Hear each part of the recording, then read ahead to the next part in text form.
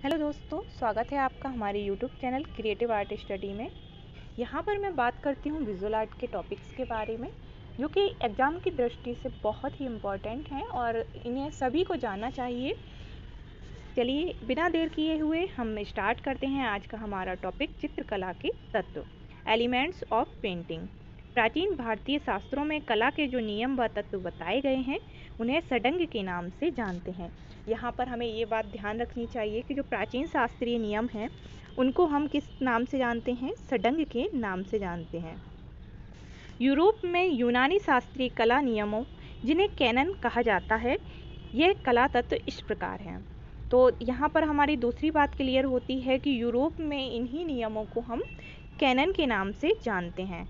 भारतीय कला में इनको षडंग के नाम से जाना जाता है और यूरोप में इन्हें कैनन के नाम से जाना जाता है, जो कि चित्रकला के मुख्य तत्व हैं। चलिए आगे बढ़ते हैं हम। चित्रकला के जो मुख्य तत्व हैं वो इस प्रकार हैं। पहला है हमारा रेखा।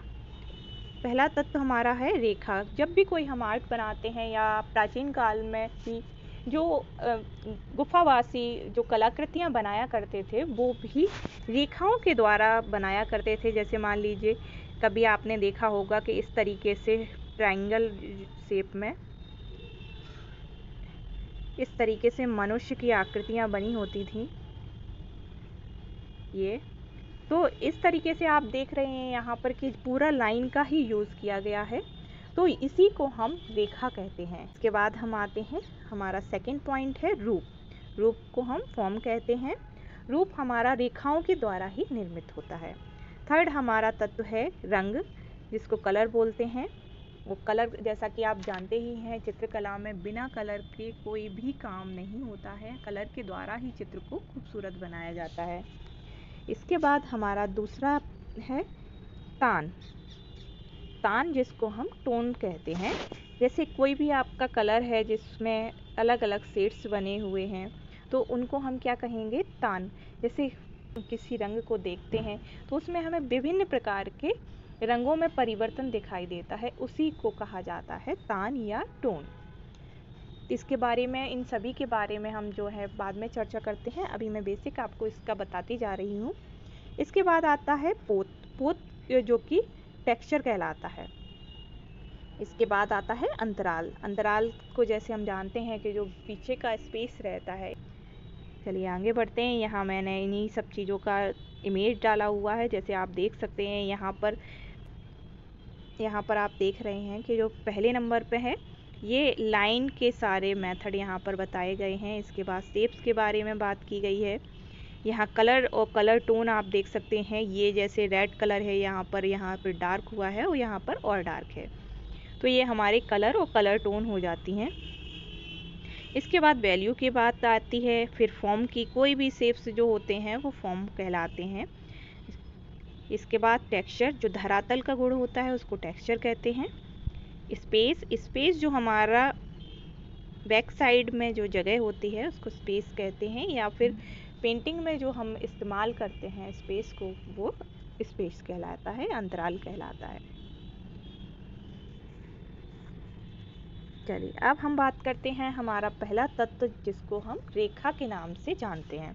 रेखा को इंग्लिश में लाइन कहते हैं। रेखा संभवतः कला तत्वों में सबसे प्राचीन तत्व है। यहाँ पर हम फिर से उसको क्लियर कर लेते हैं बात को, कि जैसे मैंने आपको बताया था, प्रागैतिहासिक काल में आदि मानव या गुफावासी जो चित्र बनाते थे वो सारे लाइन फॉर्म में बनाते थे। आपने देखा होगा मिर्ज़ापुर की पहाड़ियों में जो चित्र बने हुए हैं, जहाँ भी शैल चित्र बनाए गए हैं वो सारे ही लाइन फॉर्म में बनाए गए हैं। जैसे शिकार करते हुए नृत्य के दृश्य, जंगली भैंसा, ये सारे जो गुफा चित्र हैं वो सब लाइन में बने हुए हैं। क्योंकि उसका एक रीज़न है कि पहले का जो आदि मानव थे या फिर जो प्रागैतिहासिक काल के टाइम के लोग थे, उनको उतना नॉलेज नहीं था कि वो कलर किस तरीके से बनाएंगे। तो उन्होंने जो भी प्राकृतिक माध्यम मिला उन्हें, खड़िया, रेत या कोयला, इन्हीं के माध्यमों से उन्होंने लाइन बनाकर ही अपने मन के भावों को प्रकट करने के लिए गुफाओं में पेंटिंग बनाई है। चलिए, सामान्यतः किसी चित्र पर कोई चित्र अंकित करना अंकन कहलाता है। और एक वर्णीय रेखा द्वारा किए गए अंकन को रेखांकन कहते हैं। आपने देखा होगा जब भी हम बिंदुओं को या मिलाकर कोई लाइन बनाते हैं और उसी लाइन के द्वारा, जैसे मान लीजिए ये मैंने लाइन बनाई और इसी के लाइन के द्वारा मैं यहाँ पर कुछ बना देती हूँ और एक ही कलर से मैं ये चीज़ें बना रही हूँ, तो ये कहलाएगा हमारा रेखांकन। यहाँ पर गति भी होती है और उत्तेजना भी होती है, वृत्ति भी होती है, शक्ति, निरंतरता और पूर्णता आदि सभी भाव जो हैं इन लाइंस में होते हैं, परंतु इसमें एक रास्ता होने से अरुचिकर प्रतीत होती हैं। यहाँ आप देख रहे होंगे कि ये कंटिन्यू आपको एक मोशंस में दिखती जाती हैं, तो एक बोरिंग टाइप लगने लगती हैं कुछ समय देखते देखते कि ये बहुत बोर हो कर रही हैं। चलिए अब इनके आगे बढ़ते हैं। प्रवाही रेखा, रिदमिकल लाइंस, लयात्मक और प्रभाव युक्त रेखाएं जैसे नदी की प्रवाह युक्त व लयात्मक रेखाएं इसके अंतर्गत आती हैं। यहाँ पर देखिए मैंने एक इमेज भी डाला हुआ है, इसमें आप समझ सकते हैं कि जब नदी में लहरें उत्पन्न होती हैं, वेव्स आती हैं, तो वो एक प्रभाव या लय के रूप में इन्हीं रेखाओं के जैसी हमें प्रतीत होती हैं। यह रेखाएं गति, माधुर्य, लावण्य भावों को दर्शाती हैं। इसमें एक गति होती है, लावण्य होता है, माधुर्य होता है, ये इसके भाव हैं। चलिए बात करते हैं हम आगे, दूसरी बात पर आते हैं, रेखांकन के प्रकार। यहाँ हम जान लेते हैं कि रेखाएं कितने प्रकार की होती हैं। पहला है हमारा स्वतंत्र रेखांकन, फ्री ड्राइंग। वस्तु को देखने के पश्चात मस्तिष्क पर पड़ने वाले प्रभाव से उत्पन्न रेखांकन, जो प्रत्येक कलाकार का दूसरे से भिन्न होता है। जब भी आप कोई चीज़ देखते हैं, आप खुद हो सकता है आर्टिस्ट होंगे क्योंकि इसी फील्ड से आप रिलेट करते हैं, तो आप जानते हैं कि जब भी कोई हम चीज़ देखते हैं उसमें हमारे एक माइंड में एक छवि बन जाती है, एक इमेज आ जाती है और उसको हम अपने मन से ही बनाने लगते हैं। वह क्या हुआ हमारा स्वतंत्र रेखांकन। स्मृति रेखांकन, मेमोरी ड्राइंग, पूर्व में देखे गए रूप का यथावत चित्रण जो स्मृति की सहायता से किया जाए। जैसे कि हमें कभी कभी याद होता है कि हमने ये चीज़ पहले देखी हुई है और इसको हम अभी बनाना चाहते हैं, तो ये हमारा जो होगा वो स्मृति रेखांकन के अंतर्गत आता है। प्रतिरूपात्मक रेखांकन, जैसे देखते हैं वैसे ही बनाने का प्रयत्न करते हैं। इनमें रेखाओं की सहायता से छाया, प्रकाश व दूरी, निकटता का प्रभाव उत्पन्न किया जाता है। इन में जैसे कि आप देख रहे हैं यहाँ पर कि छाया, प्रकाश व दूरी, निकटता का प्रभाव जो है उत्पन्न किया जाता है। जैसे कि हम जो सामने चीज़ें देख रहे हैं, मान लीजिए एक लैंडस्केप बना रहे हैं, उसमें हो सकता है कि पीछे पेड़ हो या फिर पीछे कोई माउंटेन हो, तो उसको हम उसी तरीके से बनाएंगे जिस तरीके से वो हमें दिखता है। यांत्रिक रेखांकन, यंत्रों की सहायता से खींची गई रेखाएं जिनका कोई कलात्मक प्रभाव नहीं होता है, रूप निर्माण ही इनका लक्ष्य होता है। जैसे कि कोई टूल हम यूज़ करते हैं, जैसे ट्रायंगल है, स्केल है या फिर और कोई भी टूल जिसको हम यूज़ करके कोई चीज़ बनाते हैं, उसको हम यांत्रिक रेखांकन कहते हैं। चलिए इसके बाद आते हैं हम सीमांत रेखांकन, छाया व प्रकाश के प्रभाव से उत्पन्न भ्रामक रेखा जो वस्तुतः प्रकृति प्रदत्त नहीं होती वरन केवल आकार का बोध कराती है। ये जो कॉन्टोर ड्राइंग है, इसको हम जानते हैं कि जो छाया पड़ती है किसी भी चीज़ की, शैडो से जो प्रभाव उत्पन्न होता है, उसको हम सीमांत रेखांकन कहते हैं। सांकेतिक रेखांकन, चित्रभूमि पर अंतराल और वस्तु के आयतन को जानते हैं जिससे सक्रिय व सहायक अंतराल का ज्ञान हो सके। जो सांकेतिक रेखांकन होता है उससे क्या होता है कि हम सक्रिय व सहायक अंतराल को जान सकते हैं। ये चीज़ें आपको क्लियर हो जाएंगी। आप एक दो बार इनको और भी वीडियो को दोबारा से देख सकते हैं, पढ़ सकते हैं, और ये सारा चीज़ें जो मैंने लिखी हुई हैं आप इनको नोट भी कर सकते हैं। प्रकृति रेखांकन, प्रकृति के अवयवों और उनकी विशेषताओं का अंकन। जैसे कि हम देखते हैं कि प्रकृति में जो जो चीज़ें हैं, फूल, पत्तियां आदि को सुखाकर एवं काटकर व पीसकर किए गए अंकन। जैसे कि पहले के जो आदि मानव वगैरह थे, वो गुफाओं में जो चित्र बनाते थे वो इन्हीं सब चीज़ों द्वारा, इन्हीं का उपयोग करके बनाते थे, जो प्राकृतिक चीज़ें थीं, तो उसको हम क्या कहेंगे, प्रकृति रेखांकन। वस्तु रेखांकन, वस्तुओं के समूह को संयोजित कर उनका रेखांकन तथा परिप्रेक्ष्य आदि का अध्ययन। जैसे कि आप देखते हैं लाइव ड्राइंग होती है, उसको हम देखते हैं कि बहुत सारी चीज़ें एक टेबल पर हम लोग रख देते हैं और उसको फिर हम कॉपी करने का प्रयास करते हैं, उसी को जो है वस्तु रेखांकन कहते हैं। वीडियो अच्छा लगे तो चैनल को लाइक, सब्सक्राइब एंड शेयर जरूर कर दें। यह आज बात करते हैं हम रूप के बारे में। फॉर्म, यहाँ मैंने रूप की डेफिनेशन दे रखी है। रूप वह क्षेत्र या स्थान है जिसका निश्चित आकार और वर्ण है। साधारणतः वस्तु की आकृति को ही रूप कहते हैं। इससे हमारी ये चीज़ बिल्कुल क्लियर हो जाती है। जो वस्तु होती है, जैसा कि हम सामने देखते हैं कि कोई जग है, ग्लास है, बॉटल है, ये सारी जो वस्तुएं होती हैं इनका एक निश्चित फॉर्म या आकार होता है। इसको इंग्लिश में हम फॉर्म कहते हैं, हिंदी में इसको रूप कहा जाता है। फॉर्म का मीन होता है first organic revelation of matter. यहाँ पर मैंने कुछ फॉर्म देख रखे हैं, आप देख सकते हैं सिलेंड्रिकल है, कोन है, क्यूब है, ये सारे जो फॉर्म है ये ज्योमेट्रिकल फॉर्म है। इन्हीं के द्वारा ही हम पेंटिंग में काफ़ी सारी आकृतियों का निर्माण करते हैं। रूप की रचना सर्वप्रथम मानस पटल पर होती है, तत्पश्चात वह रेखा, रंग आदि तत्वों से संयोजित करके चित्र फलक पर अंकित किया जाता है। तो यहाँ पर हम इस चीज़ को क्लियर कर लेते हैं। जैसे कोई भी रूप हम देखते हैं या हमारे माइंड में जो रूप आता है, उसी के पश्चात हम जो है पेंटिंग में उस रूप को बनाते हैं, संयोजित करते हैं, और जो कैनवास होता है उस पर हम वो ड्रॉ करके उसके बाद ही कलर करना शुरू किया जाता है। रूपाकार कला रचना में अंतराल स्पेस को विभाजित कर चित्रभूमि की समरसता को समाप्त करते हैं और इस प्रकार सक्रिय पॉजिटिव एवं सहायक नेगेटिव दोनों रूपों में प्रयुक्त होते हैं। तो जब भी हम रूप का निर्माण करते हैं, जैसे कि हम कैनवस पे कोई पेंटिंग बना रहे होते हैं, तो हम देखते हैं कि एक हमारा हो सकता है कि मेन ऑब्जेक्ट हो, उसके अलावा भी कई ऑब्जेक्ट हम आसपास बनाते हैं। तो उसमें दो प्रकार के फॉर्म हो जाते हैं, जिसको हम चित्रभूमि को डिवाइड करते हैं, विभाजित करते हैं। तो वो एक फॉर्म हो जाता है हमारा सक्रिय या पॉजिटिव, जो हमारा मेन होता है, और उसके साथ जो आसपास बने हुए फॉर्म या रूप होते हैं वो नेगेटिव या सहायक रूप में हम प्रयुक्त कर सकते हैं। इसके आगे बढ़ते हैं अब हम। अगर आपको कहीं भी प्रॉब्लम हो तो आप कमेंट बॉक्स में कमेंट कर सकते हैं वीडियो से रिलेटेड। रूप का वर्गीकरण, क्लासिफिकेशन ऑफ फॉर्म। तो अब हम जानते हैं कि रूप कितने प्रकार के होते हैं और किस तरीके के होते हैं। साधारणतः रूप दो प्रकार के होते हैं। पहला है नियमित सिमेट्रिकल और दूसरा है अनियमित एसिमेट्रिकल। तो चलिए बात करते हैं हम नियमित रूप के बारे में, जिसके दोनों भाग समान हों, जैसे वृत्त, आयत, त्रिकोण, चतुर्भुज आदि। इस बात को हम समझ लेते हैं कि जैसे कोई हम शेप देखते हैं तो उसमें हम ये देखते हैं कि दोनों साइड बराबर हैं या नहीं है। मान लीजिए हम एक बाल्टी का शेप लेते हैं, तो उसमें हम देखते हैं बाल्टी के दोनों साइड पे अगर हम बीच से लाइन खींचें तो दोनों हिस्से जो हैं बराबर हमें दिखाई देंगे।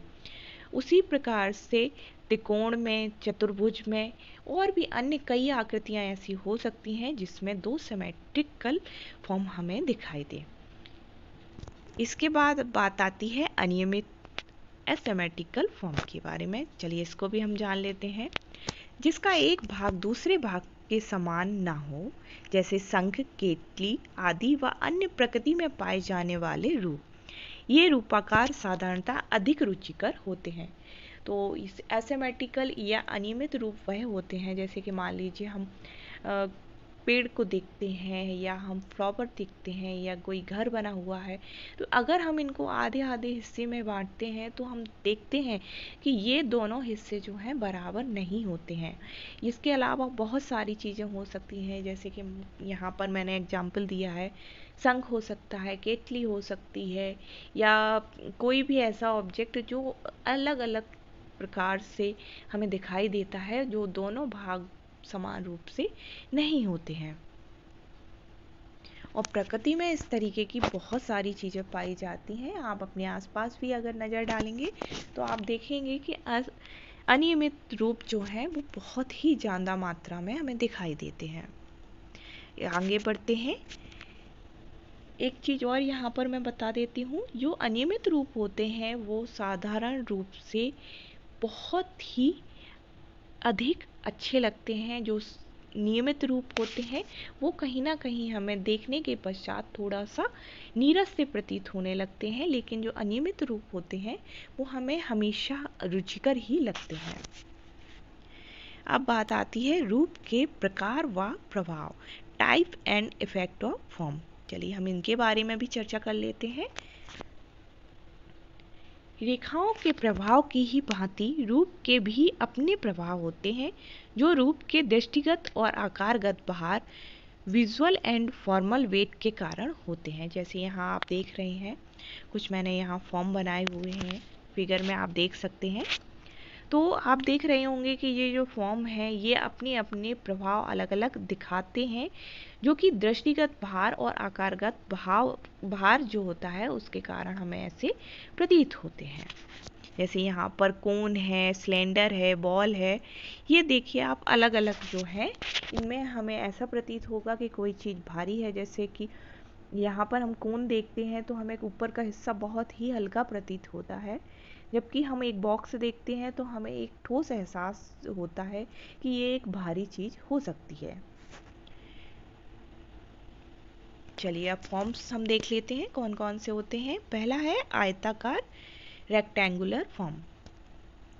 ऐसे रूपाकार जिनमें रेखाएं समकोणीय होती हैं, ये रूपाकार प्रायः स्पष्ट व निश्चित होते हैं।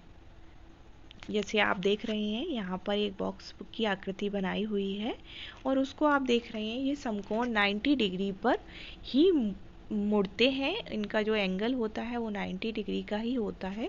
जो आयत हम बनाते हैं, जो ज्योमेट्रिकल शेप्स होते हैं आयताकार, वो सारे ही समकोणीय होते हैं और इसमें स्पष्ट व निश्चित आकृति जो है हमें दिखाई देती है।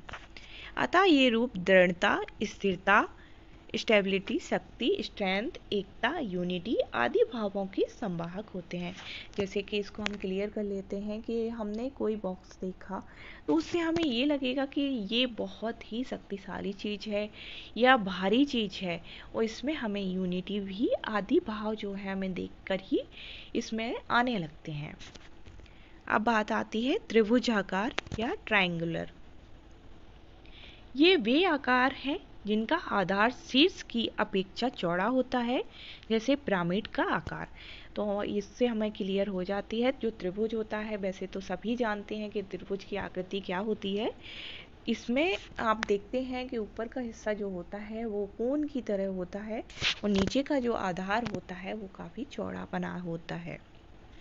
जैसे कि हम पिरामिड देखते हैं, पिरामिड की आकृति जो होती है वो त्रिभुजाकार ही होती है।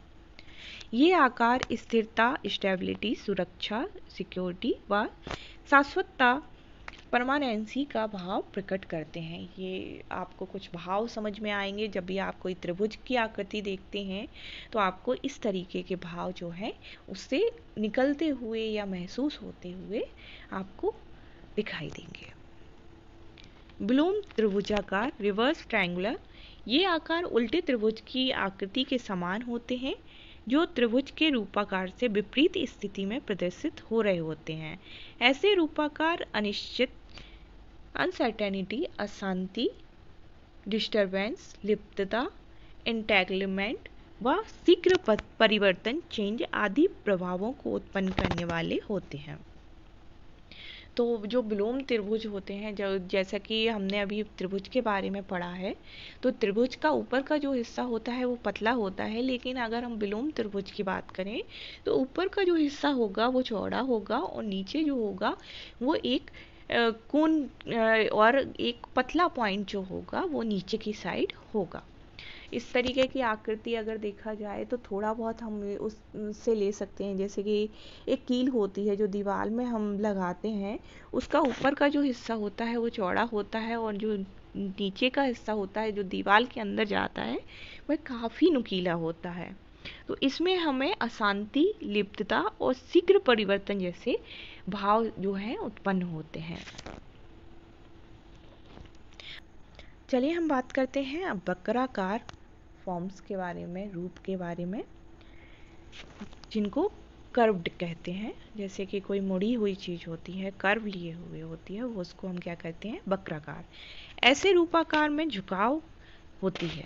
जब भी आप कोई वक्राकार चीज़ देखेंगे तो आपको झुकी हुई सी प्रतीत हो सकती है। वृत्ताकार, स्पाइरिकल, ओवल, बेलनाकार, सिलेंड्रिकल, एलिप्टिकल, एक केंद्रीय, पैराबोलिकल आदि रूपाकार इस समूह में सम्मिलित किए जा सकते हैं। इनके बारे में हम जान लेते हैं कि इसमें किस तरीके के भाव हैं। यहाँ पर थोड़ा सा हमारा टाइपिंग में मिस्टेक है, तो उसको इग्नोर कीजिएगा आप लोग। रूपक नित्यता, परपेक्चुएशन, क्रिएटिवनेस, पूर्णता, फुलनेस, गति, मोशन, विशालता, समानता, इक्वलिटी आदि प्रभावों का संभावक जो होता है वो वक्राकार जो फॉर्म होता है वो होता है। इसके आगे हम बढ़ते हैं। अब आते हैं मुक्त फॉर्म। ऐसे फॉर्म, इनको हम अगर सिंपल भाषा में बात करें तो ऐसे फॉर्म जिनका कोई निश्चित आकार नहीं होता है, ये अपने खुद के ही आकार होते हैं, जिनको हम मुक्त या फ्री फॉर्म कहते हैं। ये रूपाकार उपर्युक्त रूपाकारों के ही मिश्रित रूप हैं। अधिकांशतः प्राकृतिक रूपाकारों में इन्हें देखा जा सकता है, क्योंकि इन्हें किन्हीं निश्चित सीमा में बांधा नहीं जा सकता है। अगर हम मुक्त फॉर्म के बारे में बात करें तो प्रकृति में ऐसे कौन कौन से मुक्त फॉर्म होंगे, जैसे कि पर्वत को हम ले सकते हैं। पर्वत का अपना ही एक फॉर्म बनता है, उसका कोई फिक्स नहीं होता है, कहाँ ढलान है, कहाँ ऊंचाई है, कहाँ समतल है, तो ये जो फॉर्म होता है वो मुक्त होता है। इसी तरीके के अगर हम जानवरों को देखें या फिर हम किसी पेड़ की पत्तियों को देखें तो सबके अपने अपने जो हैं वो फॉर्म होते हैं। अधिकांशतः प्रकृति रूपाकारों में इन्हें देखा जा सकता है, इसकी बात हम कर चुके हैं अभी, क्योंकि इन्हें किन्हीं निश्चित सीमा में बांधा नहीं जा सकता है। ये बात भी क्लियर है, क्योंकि हर एक चीज़ की अपनी ही आकृति होती है, अतः ये मुक्त रूपाकार कहे जा सकते हैं। तो ये बिल्कुल ही फ्री होते हैं, मुक्त होते हैं। मनुष्य की आँख, नाक, कान, पेड़ पौधे की आकृतियाँ आदि इसी प्रकार के रूपाकार हैं। तो यहाँ पर हमें कुछ और एग्जाम्पल मिल गए हैं, जैसे कि आँखें हैं। हर किसी की आँख जो होती है वो बहुत ही अलग अलग दिखाई देती है। इसी तरीके के पेड़ पौधे और बहुत सारी आकृतियाँ जो होती हैं जो बिल्कुल ही मुक्त आकार में होती हैं। किसी निर्धारित रूप में बंधे न होने के कारण आधुनिक कलाकार इनका प्रयोग स्वतंत्रता पूर्वक करते हैं, अतः ये कला रचना में भी स्वतंत्रता, फ्रीडम का प्रभाव उत्पन्न करते हैं। तो ऐसे जो रूप हैं, यहाँ पर मैंने पेंटिंग दे रखी है, यहाँ देख सकते हैं आप, ये सारे फ्री फॉर्म हैं जो कलाकार अपनी चॉइस के अकॉर्डिंग इनको बनाता है, और इससे हमें फ्रीडम का ही एक एहसास जो है होता है। तो यहाँ पर हमारा जो है फॉर्म कंप्लीट होता है।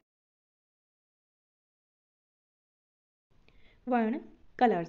चित्र के तत्व में रंग या वर्ण का सर्वाधिक महत्वपूर्ण स्थान होता है। वर्ण पूर्णतः प्रकाश व दृष्टि पर निर्भर तत्व है। तो ये बहुत ही क्लियर सी बात है कि जब तक पेंटिंग में रंग नहीं भरे जाते हैं तो उसका कोई महत्व नहीं होता है। तो सबसे ज़्यादा जो महत्वपूर्ण चीज़ है वो वर्ण या कलर्स होते हैं, और ये बात हम जानते हैं, वर्ण जो है वो पूर्णतः प्रकाश व दृष्टि पर निर्भर तत्व है। ये हमें बहुत अच्छे से पता है, क्योंकि जब भी प्रकाश किसी चीज़ पे पड़ता है तो भी वो हमें रंग दिखता है, और इसी कारण से प्रकाश और दृष्टि जो है वो बिल्कुल वर्ण देखने के लिए बहुत ही इम्पोर्टेंट होती है। भौतिक शास्त्रीय नियम के अनुसार प्रकाश किरणें पदार्थ पर पड़कर होने के पश्चात पुनः परावर्तित होकर प्रकाश को वापस कर देती हैं। जो प्रकाश पदार्थ से वापस आता है उसी में उसका वर्ण तथा अन्य गुण होते हैं, जो दर्शक के अक्षपटल पर पड़ते हैं और वस्तुएं रंगीन दिखाई देती हैं। अक्षपटल के पास ही स्थित शलाकाएं व शंकु नाम की सूक्ष्म तंतु ग्रंथियां होती हैं, जिनके द्वारा हम वस्तु से परिवर्तित प्रकाश तरंगों से वस्तु के वर्ण का ज्ञान करते हैं। ये क्लियर है। यहाँ पर देखिए कुछ चीज़ें बताई गई हैं, जैसे भौतिक शास्त्रीय जो नियम है उसके द्वारा बताया गया है कि जब भी कोई प्रकाश की किरण, सनलाइट जो है वो किसी वस्तु पर पड़ती है, उसके द्वारा जो रिफ्लेक्ट होती है लाइट, उसी लाइट से जो कलर मिलता है उसी को वर्ण कहा जाता है। जब भी कोई प्रकाश किरण किसी कलर पर पड़ती है, किसी रंग पर पड़ती है, तो वही प्रकाश जब परावर्तित होता है, रिफ्लेक्ट होता है, तो वह उस रंग का हमें आभास कराता है कि वह कौन सा रंग है, जो कि दर्शक के अक्षपटल रेटिना पर पड़ते हैं। आप देखते होंगे रेटिना में जो हमें रिफ्लेक्ट कलर होगा, वही हमें उसी रंग की जो है चीज़ें दिखाई देती हैं। आँखों में अंदर जो हमारी 2 टाइप की ग्रंथियाँ होती हैं, उनमें होती हैं शलाकाएँ, रोड्स व शंकु, जो कोन कहलाते हैं। ये 2 तरीके की ग्रंथियाँ जो हैं अंदर होती हैं, और इन्हीं के द्वारा जो है हमें कलर्स का ज्ञान होता है। वर्ण की तरंग गति। प्रत्येक वर्ण की तरंग की अपनी निश्चित लंबाई होती है, और जितनी अधिक लंबाई होती है उतनी ही उसकी चाल शीघ्र होती है। सूर्य की किरणों में 7 चाक्षुष वर्ण विबग्योर, जिन्हें हम प्रिज्म की सहायता से देख सकते हैं, विभिन्न अनुपातों में मिलकर सफ़ेद रंग बनाते हैं। इस वर्ण क्रम में बैगनी, वायलेट, नील, इंडिगो, नीला, ब्लू, हरा, ग्रीन, पीला, येलो, नारंगी, ऑरेंज तथा लाल, रेड, ये 7 रंग होते हैं। यहाँ पर देख सकते हैं आप कि मैंने एक डायग्राम भी बनाया हुआ है, जिसमें कि जब भी हम किसी प्रकाश किरण को एक प्रिज्म की सहायता से देखते हैं, तो उससे हमें 7 कलर जो है वो दिखाई देते हैं। सूर्य की किरणों में जो उपस्थित होते हैं उनको हम प्रिज्म की सहायता से देख सकते हैं, जिनको विबग्योर कहते हैं। विबग्योर इसलिए कहते हैं क्योंकि V for violet, I for indigo, V for blue, Y for yellow, O for orange और R फॉर रेड, ये जो 7 कलर्स हैं इनको नाम दिया गया है विबग्योर, जो कि प्रकाश में उपस्थित होते हैं। चलिए आगे बढ़ते हैं। वर्ण का अध्ययन। देखिए, अब हम बात करते हैं वर्ण के अध्ययन के बारे में कि वर्ण का अध्ययन किस तरीके से हम कर सकते हैं। तो पहला यहाँ पर है भौतिक विज्ञान, दूसरा है शरीर विज्ञान, तीसरा है मनोविज्ञान और चौथा होता है रसायन शास्त्र। इनके द्वारा जो है हम वर्ण का अध्ययन करते हैं। 4 तरीके हैं जिससे हमें वर्ण के बारे में जानकारी मिलती है। ये आप सब एग्जाम के लिए अच्छे से पढ़ लीजिए, क्योंकि इन्हीं टाइप के क्वेश्चन जो है किसी भी एग्जाम में आ सकते हैं। अब बात करते हैं हम वर्ण के गुण। तो वर्ण के कितने गुण होते हैं, कौन कौन से होते हैं, यहाँ मैंने बताया है। 3 तरीके के जो हैं वो गुण पाए जाते हैं। पहला है रंगत, दूसरा है मान, तीसरा है सघनता। रंगत को रंग का नाम दिया जाता है या रंग के नाम से ही हम बोलते हैं। मान जो होता है रंग का जो है हल्कापन या गहरापन होता है। सघनता क्रोमा जो है रंग की शुद्धता के बारे में इसमें पता चलता है हमें। आगे बढ़ते हैं हम। आगे बढ़ते हैं। वर्ण का वर्गीकरण, क्लासिफिकेशन ऑफ कलर्स। कला रचना के अंतर्गत होने वाले वर्ण प्रयोगों के आधार पर वर्ण वर्गीकरण को निम्न प्रकार से समझा जा सकता है। तो समझते हैं हम वर्ण कौन कौन से होते हैं। पहला होता है प्राथमिक अथवा मुख्य वर्ण, प्राइमरी कलर्स। मुख्य वर्ण 3 होते हैं। मुख्य रूप से अगर हम देखते हैं तो प्राइमरी कलर्स 3 होते हैं, जिसमें होता है लाल, पीला व नीला। ये पदार्थ पिगमेंट के रंग होते हैं। मुख्य रंग वे होते हैं जो किसी मिश्रण से नहीं बनाए जाते हैं। जो हमारे प्राइमरी कलर्स हैं रेड, येलो और ब्लू, ये तीनों कलर ऐसे कलर होते हैं जो किसी अन्य कलर को मिक्स करके इनको हम नहीं बनाते हैं, बल्कि ये जो मिश्रण से हमें अनेक रंगतें प्राप्त होती हैं। अगर हम इन तीनों कलर को मिलाते हैं तो इसमें हमें और बहुत सारे कलर जो हैं प्राप्त होते हैं। इन तीनों को मिला देने से धूमिल रंगत ग्रे प्राप्त होती है। अगर एक साथ हम इन तीनों कलर को मिला देते हैं तो मिट्टी जैसा या ब्राउन कलर जो है वो हमें प्राप्त होता है। द्वितीयक वर्ण, सेकेंडरी कलर्स, किन्हीं भी 2 प्राथमिक रंगतों के मिश्रण से प्राप्त रंगत द्वितीयक रंगत कहलाती है। जैसे कि यहाँ पर दिया गया है पीला और जो लाल कलर है, इन दोनों को मिलाने से नारंगी कलर जो है बनता है। जब भी आप पीला और लाल रंग मिलाएंगे आपस में तो हमें कौन सा रंग प्राप्त होता है, नारंगी। इस तरीके के क्वेश्चन जो है एग्जाम में आ चुके हैं। तो इस तरीके के क्वेश्चन के लिए आपको ज़रूरी है कि पूरा डिटेल में पढ़ें कि किस कलर को मिलाने से कौन सा कलर बनता है। पीला और नीला इसको मिलाने से बनता है हरा कलर, और लाल और नीला कलर जो है उसको मिलाने से बनता है बैंगनी कलर। तो इस तरीके से जो है सेकेंडरी कलर बनते हैं। जब भी हम दो कलर मिलाते हैं, जैसे कि यहाँ दो कलर दिए हुए हैं, जो प्राइमरी दो कलर हम मिलाते हैं उनसे हमें सेकेंडरी कलर मिलते हैं, और सेकेंडरी कलर हैं नारंगी, हरा और बैंगनी।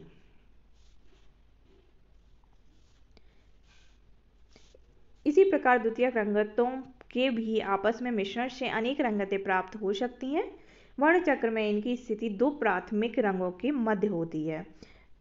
ये भी हम क्लियर कर लेते हैं। जब भी कभी हमारा कलर का अगर हम देखते हैं, वर्ण चक्र जो होता है, कलर व्हील जिसको कहते हैं, उसमें जो भी कलर प्राइमरी कलर होते हैं उनके बीच का जो स्थान होता है उसमें हमारा सेकेंडरी कलर होता है। समीपवर्ती वर्ण एनालॉगस कलर्स एक प्राथमिक एवं एक द्वितीयक रंगत को मिलाकर समीपवर्ती वर्ण का निर्माण होता है। जैसे कि अभी हमने प्राइमरी कलर के बारे में पढ़ा कि एक रेड होता है, येलो होता है और ब्लू होता है। तो अगर इन कलर्स को हम सेकेंडरी कलर जैसे कि नारंगी, हरा और बैंगनी कलर, इनको अगर हम मिला दिया जाए तो इससे हमें कौन से कलर मिलेंगे? Analogous colours. इनमें एक ही श्रेणी या जाति के वर्ण विद्यमान होते हैं, जैसे पीला, पीला हरा, हरा।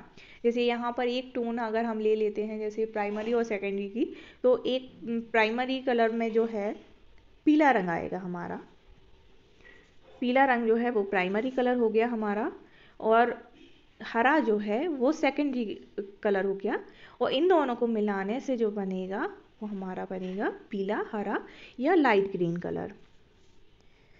सभी में पीले रंग की उपस्थिति है। इनके नाम ही इनमें मिश्रित रंगतों को स्पष्ट करते हैं। इसी क्रम को विस्तार देकर असीमित वर्ण क्रम प्राप्त किए जा सकते हैं। अगर हम चाहें तो इन्हीं में अलग अलग रंग मिलाते जाएं और भी ज़्यादा हल्के डार्क मिलाते जाएं तो इसमें बहुत सारे रंगतें जो है हमें प्राप्त हो सकती हैं। पूरक या विरोधी वर्ण, कॉम्प्लीमेंट्री और अपोजिट कलर। वर्ण क्रम में एक दूसरे के ठीक सामने आने वाली रंगतें एक दूसरे की विरोधी रंगतें होती हैं, अथवा किन्हीं भी दो प्रमुख रंगतें प्राइमरी को मिला दिया जाए तो इसमें से प्राप्त द्वितीयक रंगतें सेकेंडरी कलर शेष बची हुई मुख्य रंगत की विरोधी रंगत होती है। जैसे लाल का विरोधी या पूरक है हरा, जो कि कलर व्हील में हम देखते हैं कि जस्ट अपोजिट होता है। कई कलर जो होते हैं उससे हमें पता चल जाता है कि विरोधी रंग जो है वो कौन सा है। लाल का विरोधी रंग यहाँ पर है हरा, नारंगी का पूरक है नीला, और बैंगनी का पूरक है पीला। इसी क्रम में बनने वाली अनेक पूरक रंगतें प्राप्त की जा सकती हैं। ये थोड़ा सा यहाँ पर मिस्टेक है, आप इसको इग्नोर किए करें। कई बार हो जाता है कि टाइपिंग होते टाइम कुछ वर्ड जो है गलत टाइप हो जाते हैं।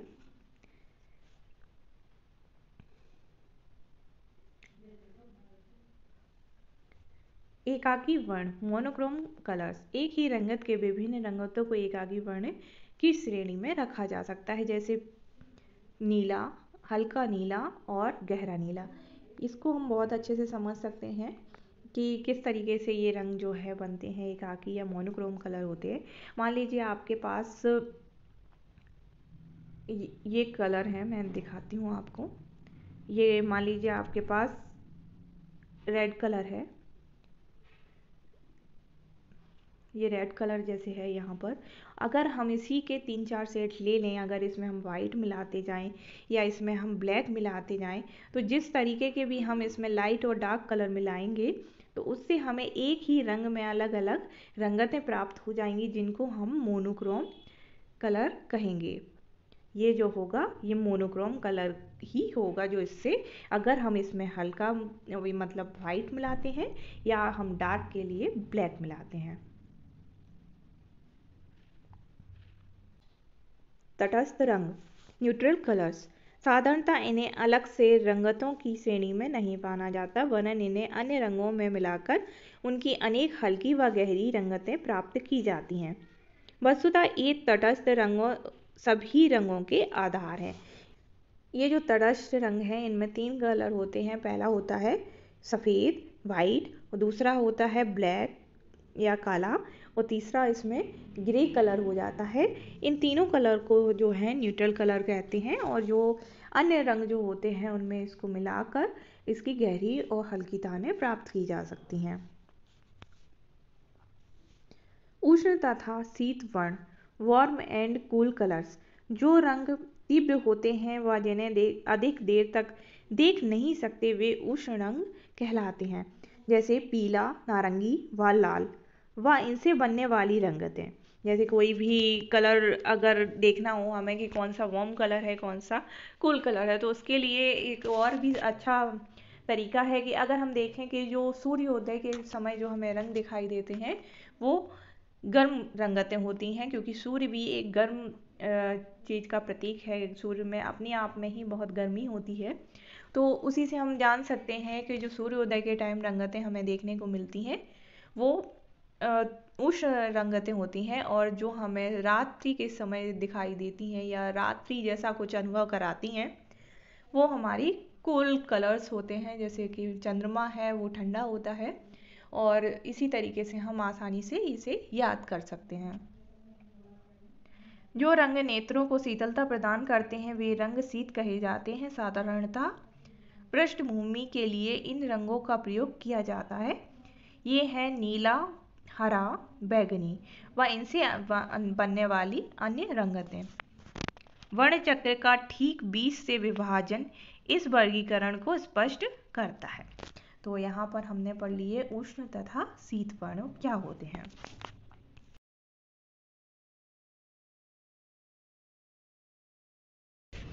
आज का हमारा टॉपिक है तान, और यहाँ पर देखिए मैंने डेफिनेशन दे रखी है, tone denote lightness and darkness of a hue. चलिए इसके बारे में हम बात कर लेते हैं। तान रंगत के हल्केपन व गहरेपन की द्योतक है जो किसी भी वर्ण में सफ़ेद व काले रंग के मिश्रण से बनती है। किसी भी वर्ण में सफ़ेद व काले की मात्रा के अंतर से वर्ण की अनगिनत तानें प्राप्त की जा सकती हैं। तो फ्रेंड्स यहाँ पर आपको मैं बता देती हूँ कि जैसे कि मान लीजिए हमारे पास रेड कलर है, और अगर हम उसमें वाइट या ब्लैक को अलग अलग मात्रा में मिलाते हैं तो हम देखेंगे कि उसमें बहुत अलग अलग तरीके की हमें तान प्राप्त होगी। उसी को हम क्या कहते हैं, टोन या तान। इसके आगे बढ़ते हैं हम। वर्ण में सफ़ेद रंग मिलाने से जो हल्की तान प्राप्त होती है उसे आभा टिंट कहा जाता है, और काले रंग से प्राप्त गहरी तान को छाया शेड्स कहा जाता है। तो इससे हमें ये बात क्लियर होती है, जब भी हम किसी रंग में सफ़ेद की मात्रा मिलाते हैं तो उसको हम क्या कहेंगे, टिंट कहेंगे। जैसे आप देखिए कि हम रेड में वाइट मिलाते हैं तो हमें पिंक कलर प्राप्त होता है, और पिंक में हम अलग अलग शेड्स प्राप्त कर सकते हैं वाइट के द्वारा, तो उसको हम क्या कहेंगे, टिंट या आभा। और जब भी हम किसी कलर में उसको डार्क करने के लिए काला रंग मिलाते हैं तो उसको क्या कहते हैं, शेड्स। उसमें भी हम अनगिनत ताने प्राप्त कर सकते हैं। यहाँ पर मैंने एक चित्र भी दे रखा है, आप देख सकते हैं। चलिए अब आगे बढ़ते हैं। आई होप कि आपको इतना समझ में आ गया होगा। तान का वर्गीकरण, क्लासिफिकेशन ऑफ टोन। तो यहाँ पर हम बात कर लेते हैं कि तान कितने भागों में बांटी गई है। तो इसमें 3 प्रकार से तान को बांटा जाता है, छाया, डार्क, मध्यम, मिडिल, प्रकाश, लाइट। यहाँ पर आपको ये चित्र भी दिख रहा है जिसमें 3 प्रकार की तानें हमने रखी हुई हैं, एक है डार्क, एक है मध्यम और एक है लाइट। तान के प्रभाव, चित्र में विभिन्न उपायों से तान के प्रभाव प्राप्त किए जा सकते हैं। चलिए इनके बारे में हम चर्चा कर लेते हैं। पहला है विभाजन पद्धति। चित्रभूमि के अंतराल में सफ़ेद और काले का नियोजन संतुलित होना चाहिए और उनका विभाजन बराबर होना चाहिए। जैसे काले आकारों के पास सफ़ेद का प्रयोग करने से चित्रभूमि में गति प्राप्त होती है। तो इसके लिए आपको मैं बता देती हूँ कि जब भी हम पेंटिंग में कोई रंग लगाते हैं उसके आसपास हमें ध्यान रखना होता है कि उसका बैलेंस हो। जो अंतराल में हमने कलर भरे हुए हैं उनको हमें बैलेंस रखना चाहिए। उससे क्या है, हमें तान जो है वो अलग अलग तरीके से प्राप्त होती है। इसके बाद हम आते हैं परिवर्तन पद्धति। परिवर्तन पद्धति चित्र सदैव सक्रिय व सहायक तलों में विभाजित रहता है। ऐसे में यदि मान परिवर्तित कर दिया जाए तो तान का प्रभाव बढ़ जाता है। तो इसमें हम समझते हैं जो चित्र होता है वो सदैव सक्रिय और सहायक तलों में विभाजित रहता है, यानी दो टाइप से इसको हम विभाजित करते हैं, सहायक और सक्रिय, दो तलों में ये विभाजित रहता है। तो इसमें अगर हम किसी का मान कम ज़्यादा कर दें तो हमारा तान का प्रभाव जो है वो बदल जाता है, बढ़ जाता है। अब इसके आगे है क्रम स्थापना पद्धति। तो हमारी ये तृतीय पद्धति हो गई है क्रम स्थापना पद्धति। चित्र के शून्य व निष्क्रिय अंतराल को क्रम स्थापन पद्धति से जीवंत किया जा सकता है। इससे अंतराल में सक्रियता व आकारों में मधुरता लाई जा सकती है। जब भी हम कोई पेंटिंग बनाते हैं, अगर हम बैकग्राउंड बिल्कुल प्लेन रख देते हैं तो आप देखते हैं कि वो थोड़ा सा नीरस लगने लगती है पेंटिंग। तो उसको जीवंत करने के लिए हम क्रम स्थापना पद्धति का प्रयोग कर सकते हैं। उसमें अलग अलग टोन्स में हम काम कर सकते हैं। इसके बाद हमारा आता है क्षेत्र। आकार का क्षेत्र और उसकी तान दर्शक को सर्वप्रथम आकर्षित करते हैं। चित्र के दो असमान आकार एक ही तान के हैं तो उनके क्षेत्र का महत्व होता है, लेकिन समान आकार होने पर तान का महत्व बढ़ जाता है। बड़े आकार प्रफुल्लता, शक्ति तथा उच्च के द्योतक होते हैं।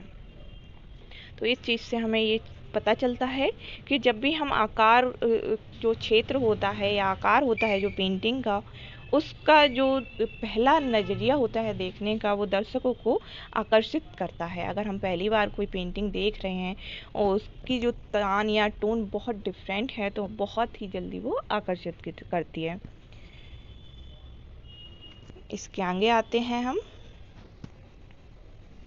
तान का महत्व एवं प्रयोग। तो देखते हैं दोस्तों कि तान का क्या महत्व है और क्या प्रयोग है पेंटिंग में। चित्रतल दो आयामी होता है, परंतु तान के प्रभाव से इसमें त्रिआयामी प्रभाव उत्पन्न किया जा सकता है। इससे वस्तु के वास्तविक आकार व आयतन का आभास मिलता है। देखिए, टोन से हम क्या कर सकते हैं कि जब भी हम कोई पेंटिंग बना रहे होते हैं, अगर पेंटिंग तो आपको पता ही है कि दो आयामी होती है, मतलब 2 डायमेंशनल होती है, पर हम अगर टोन अलग अलग कर देते हैं, शेड्स डालते हैं, लाइट्स डालते हैं, तो उसमें हमारा क्या है कि एक 3 डायमेंशनल इफ़ेक्ट जो है या त्रिआयामी प्रभाव जो है वो उत्पन्न होता हुआ हमें दिखाई देने लगता है और इससे वास्तु के वास्तविक आकार व आयतन का आभास मिलता है। चलिए आगे बढ़ते हैं। यहाँ मैंने एक पेंटिंग डाल रखी है, आप उसमें देख सकते हैं कि ये थोड़ा सा बाहर निकली हुई लेडी लग रही है। ये राजा रवि वर्मा की पेंटिंग है। तो यहाँ पर भी इस चीज़ को उन्होंने प्रयोग किया है। तान का प्रयोग परिप्रेक्ष्य के प्रभाव को दिखाने के लिए भी किया जाता है। इससे वातावरणीय क्षय वृद्धि की समस्या भी हल हो जा सकती है। तो इसमें क्या है कि अब जब भी हम टोन का प्रयोग करते हैं तो उसमें परिप्रेक्ष्य के प्रभाव को दिखाने के लिए, प्रभाव को जो बैलेंस करने के लिए भी तान का प्रयोग किया जाता है। इसके बाद आता है चित्र में तान का संतुलन विरोधाभास और संगति के सिद्धांतों के आधार पर प्राप्त किया जा सकता है। चित्रकार अपनी कुशलता से तान का प्रभाव उत्पन्न कर चित्र की एक रसता को तोड़ सकता है। जैसे कि हमने अभी पहले आपको बताया है कि बैकग्राउंड जो होता है वो आप देखते हैं कई बार बोरिंग सा लगने लगता है, तो आर्टिस्ट अपनी चॉइस के अकॉर्डिंग उसमें थोड़ा बहुत चेंजेस करके, टोन बदल के उसमें प्रभाव जो है उत्पन्न कर देता है, जिससे एक रास्ता समाप्त हो जाती है। तो आज का हमारा टॉपिक है टेक्सचर, जिसको हिंदी में पोत कहा जाता है। तो इस चीज़ से सभी वाकिफ़ हैं कि टेक्सचर क्या होता है, फिर भी मैं इसको बहुत अच्छी तरीके से आपके सामने एक्सप्लेन करूँगी, जिससे आपके माइंड में ये चीज़ बिल्कुल क्लियर हो जाए। तो यहाँ पर मैंने फर्स्टली डेफिनेशन दी हुई है, texture is the character of the surface. इससे हम जान सकते हैं कि जो हमारा सरफेस का टेक्सचर होता है, कैरेक्टर होता है, वही टेक्सचर कहलाता है। और आपने देखा होगा कि सारी ही चीज़ों के टेक्सचर अलग अलग होते हैं। जो हमारी प्राकृतिक चीज़ें हैं उनके टेक्सचर अलग होते हैं। कई बार उनको हम कॉपी करके अपने काम में यूज़ करते हैं, कि कई बार अपने मन से भी डिजाइन्स बनाते हैं, टेक्सचर बनाते हैं। तो इस तरीके से बहुत ही वैरायटी के टेक्सचर हो जाते हैं। यहाँ पर मैं आपकी सुविधा के लिए इतना रिटिन में भी रखे हूँ, तो आप लोग चाहें तो इसको नोट्स भी बना सकते हैं, ये आप लोगों की सुविधा के लिए ही है। तो यहाँ पर बात करते हैं हम टेक्सचर की। तो किसी भी वस्तु के धरातल के गुण को ही पोत कहते हैं। ये चीज़ हमारी क्लियर हो जाती है, आप लोगों को ये चीज़ दिमाग में रखनी है। जो किसी वस्तु का धरातल का गुण होता है उसको हम टेक्सचर कहते हैं। विभिन्न प्रकार के पदार्थ, पत्थर, उनके रंग तथा रूप एवं स्पर्श ज्ञान होता है। प्राकृतिक पदार्थों के अतिरिक्त मानव निर्मित भी अनेक वस्तुओं में विभिन्न प्रकार के धरातल देखने को मिलते हैं। जैसे कि यहाँ क्लियर है कि हमें प्राकृतिक चीज़ों में तो टेक्सचर देखने को मिलता ही है, इसके अलावा हमें मानव द्वारा निर्मित चीज़ों में भी टेक्सचर देखने मिलता है। प्राकृतिक चीज़ों की अगर हम बात करें तो पेड़ पौधे, पत्तियाँ, पत्थर, अनेक तरीके के जो प्राकृतिक संसाधन हैं उसमें अलग अलग टेक्सचर हमें देखने को मिलते हैं। इसके अलावा जो टेक्सचर मैन बनाता है या आम इंसान बनाते हैं तो उनको हम क्या कहते हैं, मानव निर्मित टेक्सचर। तो यहाँ पर हमने बात की मानव निर्मित टेक्सचर की। पोत से तात्पर्य है जो छूने और देखने में एक ही प्रकार की अनुभूति दे। जब भी हम टेक्सचर को टच करते हैं तो हम जैसा देखते हैं कि अगर कोई टेक्सचर रफ़ है तो हमें वो रफ़ फील होता है, और कभी कभी हम देखते हैं कि स्मूथ टेक्सचर है तो उसको टच करने से भी हमें स्मूथ ही फील होता है। तो यहाँ आपको ये चीज़ क्लियर हो गई होगी कि टेक्सचर किस तरीके का होता है। चित्रकार द्विआयामी धरातल जैसे कपड़ा, मिट्टी, छाल, ताड़पत्र, भित्ति आदि को अपनी अभिव्यक्ति का साधन बनाता है और इसके स्वाभाविक पोत का प्रयोग वह अपनी अभिव्यक्ति में करता है। तो यहाँ पर आपको ये चीज़ क्लियर कर देती हूँ मैं। जैसे कोई आर्टिस्ट है तो अगर उसको जैसे भी कोई चीज़ का टेक्सचर अपने काम में दिखाना है तो वह अपने हिसाब से, अपनी इच्छा के हिसाब से टेक्सचर अपने वर्क में देता है। यहाँ मैंने काफ़ी तरीके के टेक्सचर देखिए एक इमेज में रखे हुए हैं। यहाँ आप देख सकते हैं कुछ रफ़ टेक्सचर्स हैं, कुछ स्मूथ टेक्सचर्स हैं। तो इस तरीके से जैसे ये है हमारा फर का टेक्सचर है, ये भी है, ये आप देख पा रहे होंगे अलग टेक्सचर है, ये अलग टेक्सचर है। तो इस तरीके से हम विभिन्न प्रकार के जो हैं वो टेक्सचर्स फील कर सकते हैं, देख सकते हैं। अब आती है बात पोत का वर्गीकरण, क्लासिफिकेशन ऑफ टेक्सचर। इसके बारे में चलिए हम बात कर लेते हैं। ये एग्ज़ाम के लिए बहुत ही इम्पॉर्टेंट है अगर आप तैयारी करते हैं, और अगर आप तैयारी नहीं भी करते हैं विजुअल आर्ट के सब्जेक्ट्स की और आप आर्टिस्ट हैं या आर्ट में रुचि रखते हैं तो ये सारी चीज़ें आपको जान लेना चाहिए। सृजन की दृष्टि से पोत को 3 भागों में वर्गीकृत किया जा सकता है।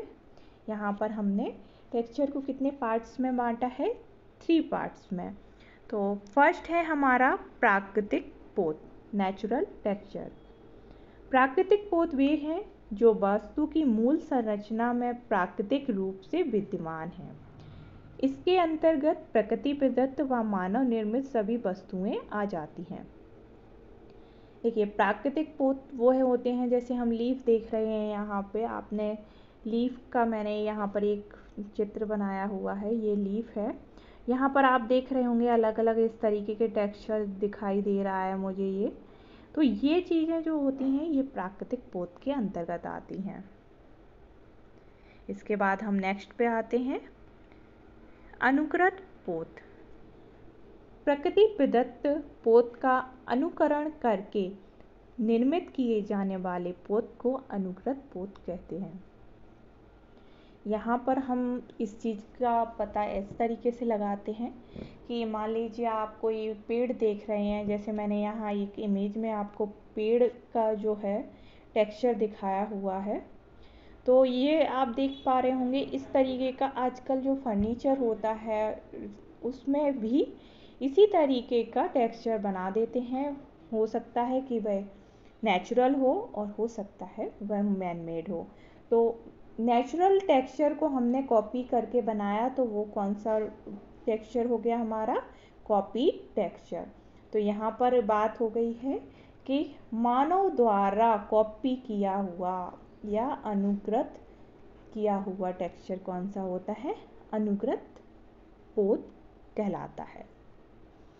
ओके फ्रेंड्स, अब हम आगे बढ़ते हैं अपने थर्ड पर।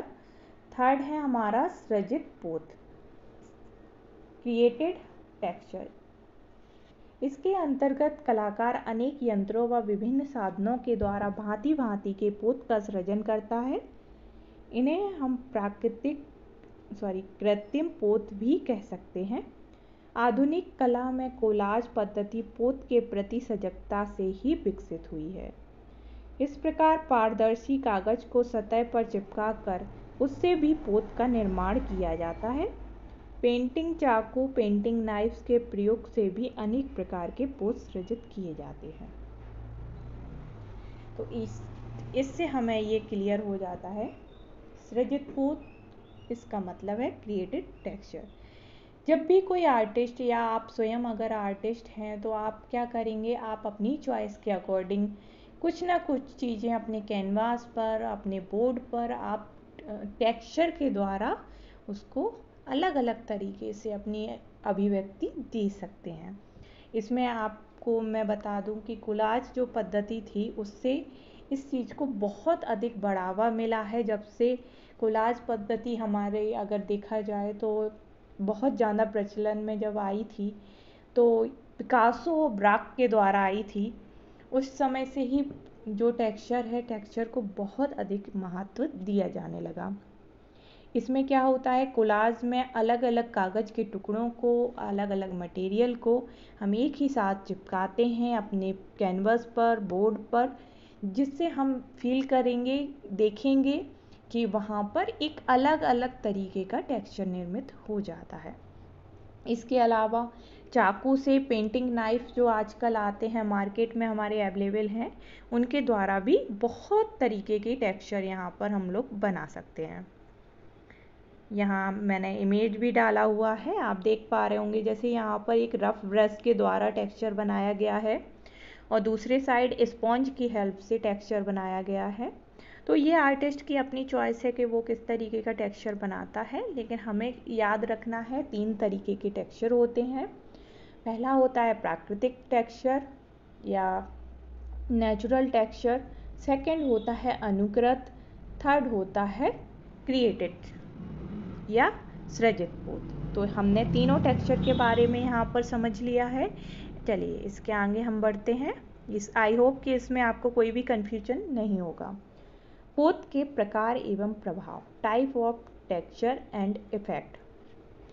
पोत की अनुभूति को व्यक्त करने के लिए हम विभिन्न स्पर्श संवेदना, टच सेंसेशन सूचक शब्दों को प्रयुक्त करते हैं, जैसे कोमल, कठोर, चिकना, खुरदरा आदि। जैसे कि आपको यहाँ पर शब्दों से ही पता चल रहा है कि जब हम कोई टेक्सचर देखते हैं तो हम सामने ये फील करते हैं अपनी आँखों से देखकर कि वह किस तरीके का है। उसके लिए हमने कुछ शब्द भी प्रयोग किए हैं, जैसे कोमल, कठोर, चिकना, खुरदरा आदि। इन्हीं के बारे में हम थोड़ा सा आगे जान लेते हैं। एक मिनट, थोड़ा स्लाइड मेरा ऊपर हो गया। खुरदरा पोत, रफ टेक्सचर। ये पोत दृष्टि एवं स्पर्श संवेदना को तुरंत जन्म देते हैं। कलाकार इसका प्रयोग अपनी रचना में बहुत अधिक करते हैं, क्योंकि ये सतह के प्रभाव को स्पष्ट करते हैं, जैसे सतह का खुरदरापन, दरी आदि। तो इस चीज़ से हम जान लेते हैं। जो रफ टेक्सचर होता है, हम एग्जाम्पल देते हैं आपको कि रफ टेक्सचर आपने कभी देखा होगा कि कोई भी कैनवस पर हम बैकग्राउंड में बहुत उभरा हुआ टेक्सचर बना देते हैं, जो लगता है कि जो अपनी सतह से काफ़ी उभरा हुआ है। उस तरीके के टेक्सचर जो हैं वो बहुत ही ज़्यादा यूज़ किए जाते हैं। उससे क्या होता है कि हमें दूर से ही उस चीज़ का आभास होने लगता है। जैसे कोई दरी बनी है, यहाँ पर दरी का एग्जाम्पल दिया है। दरी मतलब एक मैट होता है जो कपड़े का, उसको बनाते हैं तो आप देखते हैं कि उसमें बहुत ही उभरा हुआ टेक्सचर होता है। दूसरा है चिकने पोत। थोड़ा सा इसमें पता नहीं क्यों PDF बनाते टाइम ये टाइपिंग का थोड़ा सा मिस्टेक हुआ है, प्लीज़ इसको इग्नोर करें। चिकने पोत जो होते हैं, स्मूथ टेक्सचर, ये पोत सुखद स्पर्श की अनुभूति देते हैं परंतु दृष्टि को अधिक प्रभावित नहीं करते। ये प्रकाश को परिवर्तित करने में सक्षम होते हैं, जैसे तेलीय धरातल। चिकने पोत से आपको मैं क्लियर कर दूं, जैसे कि आप देखते होंगे अगर बैकग्राउंड में बहुत ही स्मूथ कुछ टेक्सचर है तो वहाँ पर अगर कोई आप लाइट डालते हो या सनलाइट उस पर पड़ती है तो वो अपने आप रिफ्लेक्ट होने लगती है। तो उस तरीके के जो टेक्सचर होते हैं उनको कौन सा, स्मूथ टेक्सचर कहते हैं। अब है हमारा कोमल पोत। तो सॉफ्ट टेक्सचर, ऐसे पोत जो स्पर्श संवेदना को कोमल व सुखद लगते हैं। वे स्पर्श करने को प्रेरित करते हैं, जैसे गुलाब की फूल की कोमल पंखुड़ियाँ। इससे आपको बिल्कुल क्लियर हो गया है। मैं यहाँ पर एग्जाम्पल भी आपको इसीलिए बताती जाती हूँ कि आप लोगों के माइंड में ये चीज़ बिल्कुल क्लियर रहे। जैसे यहाँ पर दिया हुआ है गुलाब के फूलों की कोमल पंखुड़ियाँ, ये इससे हमें बिल्कुल क्लियर हो जाता है कि जो गुलाब की पंखुड़ियाँ होती हैं कितनी सॉफ्ट होती हैं। उसी तरीके का अगर कोई टेक्सचर क्रिएट होता है तो वो सॉफ्ट टेक्सचर कहलाएगा। इसके बाद आता है हमारा कठोर पोत, हार्ड टेक्सचर। ये पोत सघन होने के कारण कठोर प्रतीत होते हैं। ये पोत शक्ति, पूर्णता तथा दृढ़ता के द्योतक हैं, परंतु कठोर व कड़े होने के कारण सुखद प्रभाव नहीं उत्पन्न करते, जैसे पत्थर की सतह का कठोरपन आदि। तो यहाँ हम इस चीज़ को क्लियर कर लेते हैं। कठोर पोत, इसका मतलब है जो चीज़ हमें देखने से, छूने से ही कठोर महसूस होती है उसको हम हार्ड टेक्सचर या कठोर पोत कहते हैं। जैसे कि आपने देखा होगा पत्थर का, यहाँ पर मैंने एग्जाम्पल दिया है, तो आप पत्थर को देखकर, टच करके फील कर सकते हैं कि वो कठोर चीज़ है। यहाँ मैंने कुछ और इमेजेस में इसमें डाले हैं टेक्सचर। जैसे ये ऊपर नेक्स्ट देख रहे हैं आप, ये विविन है, ये सोफ़ा है, सॉफ्ट है, हार्ड का है, ये ईंट वगैरह जो बने हैं वो हार्ड टेक्सचर में आएगा, ये हमारा रफ टेक्सचर में आएगा। तो इस तरीके से हमारे ये सारे जो हैं टेक्सचर अलग अलग तरीके के हो सकते हैं। जैसे ये वुड का है, आप देख रहे होंगे, इसको रफ टेक्सचर के अंतर्गत रखेंगे। ये हमारा ईंट बनी हुई है, इनको हार्ड टेक्सचर में रखेंगे। ये आप नीचे देख सकते हैं बाउल का इमेज है, इसमें स्मूथ टेक्सचर है।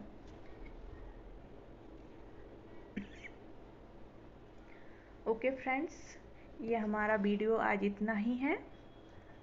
तो आपको आई होप कि टेक्सचर समझ में आ गया होगा। अगर आपको वीडियो अच्छा लगे तो please like, share and comment ज़रूर कर दें। चलिए हम बिना देर किए शुरू करते हैं आज का हमारा टॉपिक, अंतराल।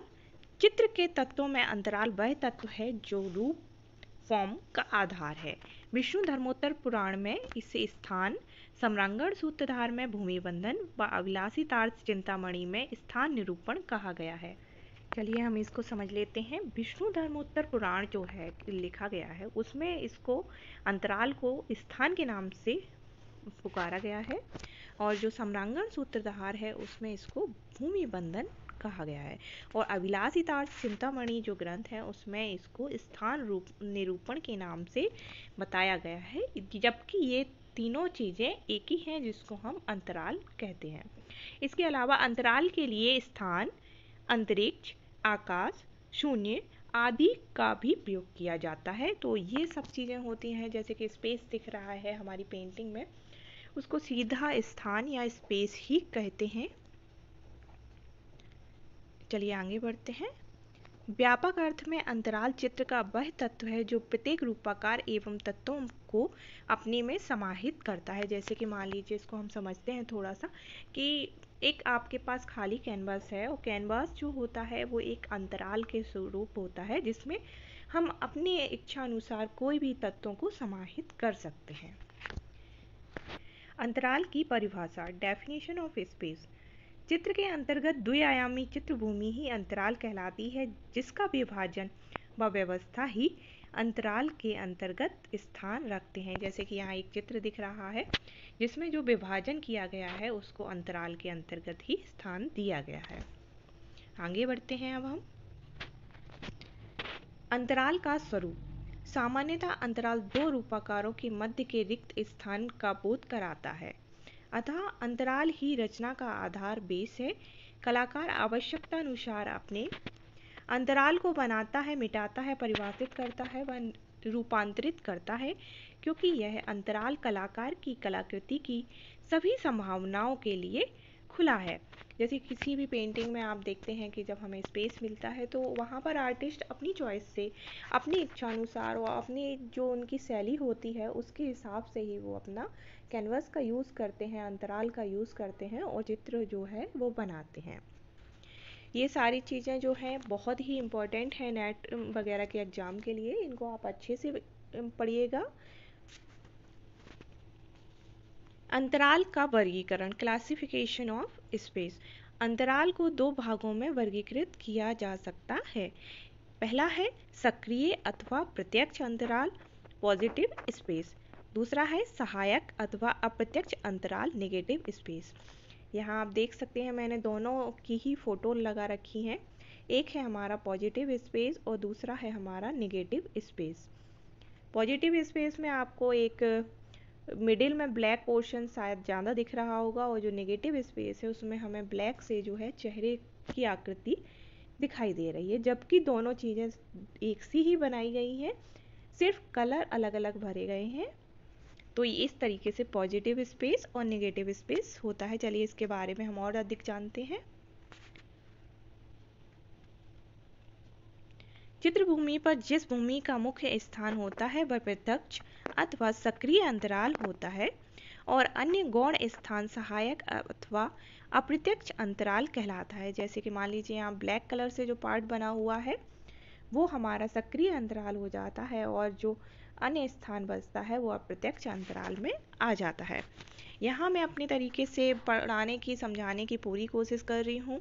अगर कहीं भी गलती होती है तो उसके लिए मुझे क्षमा कर दें। चलिए आगे बढ़ते हैं।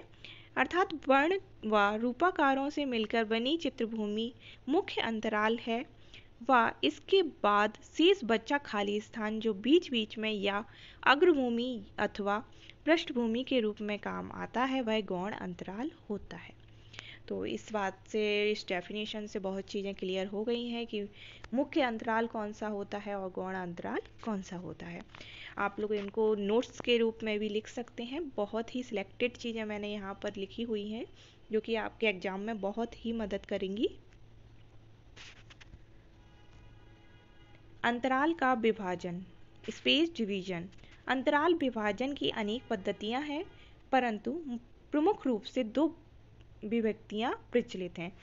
पहला है समविभाजन, फॉर्मल डिवीज़न, और दूसरा है असमविभाजन, इनफॉर्मल डिवीज़न। तो ये बहुत अच्छे से आप याद रख लीजिए, क्योंकि इस तरीके के क्वेश्चन जो है किसी भी एग्जाम में पूछे जा सकते हैं कि विभाजन कितने तरीके का होता है और कौन सा हो सकता है।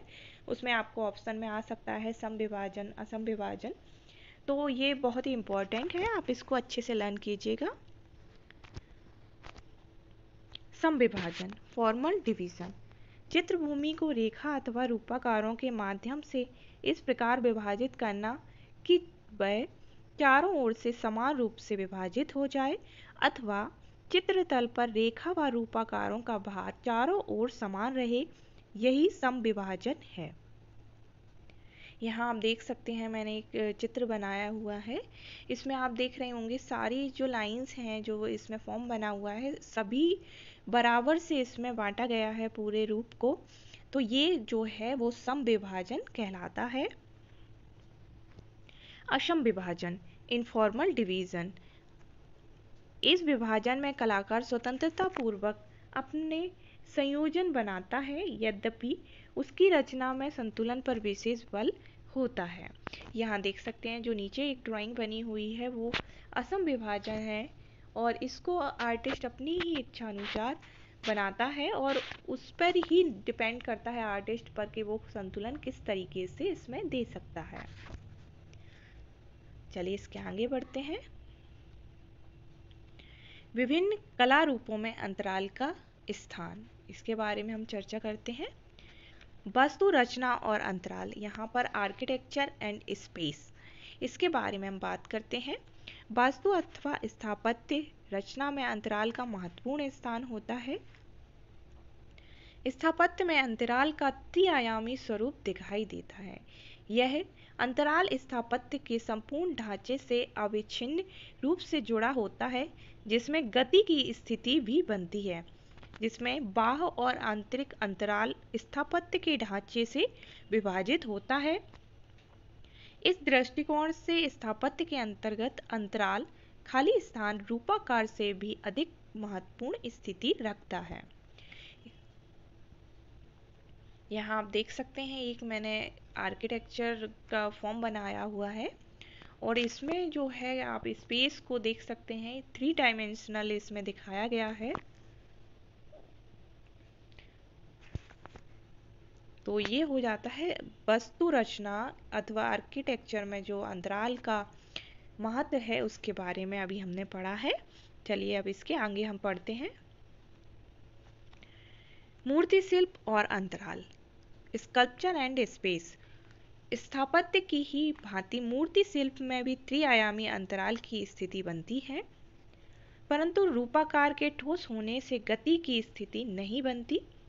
मूर्ति शिल्प में सक्रिय एवं सहायक दोनों अंतरालों के मध्य सामंजस्य की स्थिति होती है, और रचना के अंतिम छोर अंतराल को संपूर्ण आकृति से संतुलित बनाते हुए विभाजित करते हैं। आधुनिक मूर्ति शिल्प में सहायक अंतराल को भी रचना में सुंदरता के साथ समायोजित करने का प्रयत्न किया जाता है, चाहे वह रचना के अंतर्गत खाली स्थान छोड़कर ही क्यों न किया जाए। ब्रिटिश मूर्तिकार हेनरी मूर के मूर्ति शिल्प इसके अच्छे उदाहरण हैं। आपको जैसे नॉलेज होगी, हेनरी मूर जो हैं बहुत अच्छे एक ब्रिटिश मूर्तिकार हैं, उनके द्वारा बहुत ही अच्छे अच्छे मूर्तियों का निर्माण किया गया है। जैसे कि मैं यहाँ पर एक दिखाती हूँ, ये जो है हेनरी मूर द्वारा बनाया गया एक स्कल्पचर है। इसमें इन्होंने स्पेस का देखिए कितनी अच्छी तरीके से जो है यूज़ किया गया है, क्योंकि मूर्ति जो है उसमें गति नहीं होती है, इसमें अंतराल का ही जो है इन्होंने स्पेस का ही जो उपयोग करके इसको एक 3D फॉर्म में बनाया है। चलिए अब हम आगे बढ़ते हैं। आई होप कि आप लोगों को ये बात समझ में आ रही होगी, मेरे पढ़ाने का तरीका अच्छा लगेगा, और अगर आपको अच्छा लगता है तो प्लीज़ चैनल को सब्सक्राइब कर दें और वीडियो को ज़्यादा से ज़्यादा लाइक करें, जिससे मैं आगे आपके लिए और भी वीडियो बनाती रहूँगी। चित्रभूमि के अंतराल में रूप व्यवस्था, organisation of form in painting space. अब चलिए हम बात कर लेते हैं यहाँ पेंटिंग में स्पेस किस तरीके से यूज़ होता है उसके बारे में बात करते हैं। वस्तु आकृति अपने परिमाण वॉल्यूम के अनुसार चित्रभूमि पर स्थान घेरती है। यह चित्रभूमि द्विआयामी होती है, परंतु यथार्थ जगत में वस्तुएं त्रिआयामी होती हैं। अतः चित्रभूमि पर केवल मात्र दृष्टि भ्रम पर्सपेक्टिव का प्रभाव उत्पन्न करके ही त्रिआयामी वस्तुओं को चित्रित किया जा सकता है। जैसे कि आपने देखा है कि पेंटिंग जो होती है वो 2 आयामी या 2 डायमेंशनल होती है, लेकिन उसमें हम पर्सपेक्टिवनेस जो है उसको ला करके इसको एक 3D फॉर्म देते हैं कि जिससे ये आगे पीछे का अंतर या वस्तु किस तरीके की दिखाई देती है उस तरीके से इसको लाने का प्रयास एक आर्टिस्ट करता है। इस नियम को केवल घनवादी कलाकारों ने नए रूप में प्रस्तुत किया। उन्होंने रूपाकारों को एक ही स्थान में विभिन्न कोणों से देखने की सुविधा प्रदान की। अर्थात द्विआयामी व त्रिआयामी प्रभाव एक ही साथ उत्पन्न करके अंतराल एवं काल, स्पेस एंड टाइम को नई दिशा प्रदान की है। आपको पता होगा घनवादी कलाकार जो हमारे पाब्लो पिकासो और ब्राक हैं, उन्होंने इस तरीके का काम किया है अपनी कला में। जब वो कला सृजन करते थे, पेंटिंग्स बनाते थे, तो उसमें घन का एक उपयोग करते थे वो, जिसमें वो 3D फॉर्म जो होते हैं, 3D दिखाने का, त्रिआयामी दिखाने का उन्होंने प्रयास किया है। तभी से इस तरीके की आर्ट बहुत फेमस हो गई है। चलिए आगे बढ़ते हैं। रचना करते समय अंतराल में रूप व्यवस्था करने की अनेक विधियां प्रयोग में लाई जा सकती हैं। देखिए कौन कौन सी विधियां होंगी, इसके बारे में हम चर्चा करेंगे। अतिच्छादित तल, ओवरलैपिंग प्लेन्स, ये आप एक फिगर देख रहे होंगे, इसमें सी का वर्णन किया गया है। जो तल हमारे सबसे निकट व सामने वह आच्छादित नहीं होता है, परंतु शेष तल आच्छादित हो सकते हैं, चाहे उनमें समान भार की आकृतियां हों। इस विधि के द्वारा हम रूपाकारों के मध्य निकटता व दूरी का आभास कराते हैं। जैसे कि आप यहाँ देख सकते हैं कि पीछे वाले जो शेप है उसको ओवरलैप किया गया है, उसको आच्छादित किया गया है, और जो फ्रंट वाला शेप है उसको बिल्कुल भी ओवरलैप नहीं किया जाता है, जिससे कि वो आगे दिखे। आई होप कि ये आपको क्लियर हो रहा होगा। चलिए इसके आगे बढ़ते हैं। आकार में विभिन्नता, वेरिएशन इन साइज। इस विधि का प्रयोग चित्रभूमि का आकार की महत्ता के आधार पर उन्हें छोटा बड़ा करने के लिए किया जाता है। अजंता के माता पुत्र नामक चित्र में तथागत व माता यशोदा व पुत्र की आकृतियों में आकारों को छोटा बड़ा करके संयोजित किया गया है। यहाँ आप देख सकते हैं जो बुद्ध की आकृति है उसको काफ़ी बड़ा बनाया गया है, और जो माता पुत्र की आकृति है उसको काफ़ी छोटे साइज में दिखाया गया है। इस तरीके से भी हम वेरिएशन जो है साइज का दिखा सकते हैं। चलिए आगे बढ़ते हैं। अब हम आकार की स्थिति, position on the picture plane. इस विधि के अंतर्गत आकार को चित्रभूमि पर विभिन्न स्थानों पर संयोजित करके निकटता व दूरी का आभास कराया जाता है। यहाँ पर आप देख सकते हैं कि बॉटल से जो यहाँ पर लिक्विड बह रहा है उसमें आप देख रहे होंगे कि बॉटल हमें दूर दिखाई दे रही है, और जो ह्यूमंस भी बने हुए हैं वो भी बहुत दूर दिखाई दे रहे हैं। इस तरीके से भी छोटे बड़े साइज के बनाने से इसमें हम चेंजेस ला सकते हैं। आगे बढ़ते हैं। रेखीय क्षय वृद्धि, लाइनर पर्सपेक्टिव। जो आकार जितना ही क्षितिज रेखा के निकट होता है वह उतना ही छोटा होता जाता है, और अंत में एक बिंदु पर वेनिशिंग पॉइंट पहुंचकर दृष्टि से ओझल हो जाता है। जैसे कि यहाँ ये रेलवे ट्रैक बनाया गया है और एक पॉइंट पर आके आप देख रहे हैं ऊपर जाके वो समाप्त होता हुआ दिखाई दे रहा है। तो इस तरीके से भी रेखीय क्षय वृद्धि के द्वारा भी हम इसको यूज कर सकते हैं। चलिए आगे बढ़ते हैं। अब हम वातावरणीय क्षय वृद्धि, एटमॉस्फेरिक पर्सपेक्टिवनेस। इस विधि के अंतर्गत समीप के आकार को स्पष्ट बड़ा और प्रखर रंगों में दिखाया जाता है, और क्रमशः दूर होते जाते आकारों को धूमिल, मध्यम व हल्की रंगतों में दिखाया जाता है। इस बात को हम समझ लेते हैं कि जो हमारा सामने वाला ऑब्जेक्ट होगा हम उसको बाकी ऑब्जेक्ट से बहुत ही सुंदर, चमकदार और बिल्कुल प्योर दिखाएंगे, जैसा कि उसमें कलर और टेक्सचर होता है। लेकिन जो हमारे दूर के ऑब्जेक्ट्स होते हैं उनको हम हल्का सा ब्लर करते जाते हैं, धुंधला कर देते हैं, उनकी जो टोन है उनको हल्का कर देते हैं। इस तरीके से जो है वातावरणीय क्षय वृद्धि का हम प्रयोग करते हैं। चित्रभूमि पर गर्म रंगतों के निकट के आकारों में व दूर के आकारों में मिश्रित व ठंडी रंगतों का प्रयोग कर दूरी का आभास पैदा किया जाता है। यहाँ पर हम रंगों के द्वारा भी, जैसे यहाँ पर रंग गर्म रंगतों के पास अगर ठंडी रंगतों वाले कलर को लगा देते हैं तो इस तरीके का आभास हमें जो है दिखाई देता है। तो ये था हमारा चैप्टर, और मिलते हैं अगले चैप्टर में। आपको अगर मेरा पढ़ाना अच्छा लगे तो प्लीज़ चैनल को सब्सक्राइब कर दें और ज़्यादा से ज़्यादा लोगों तक शेयर करें, ताकि एग्ज़ाम तक वो अपनी प्रिपरेशन अच्छे से कर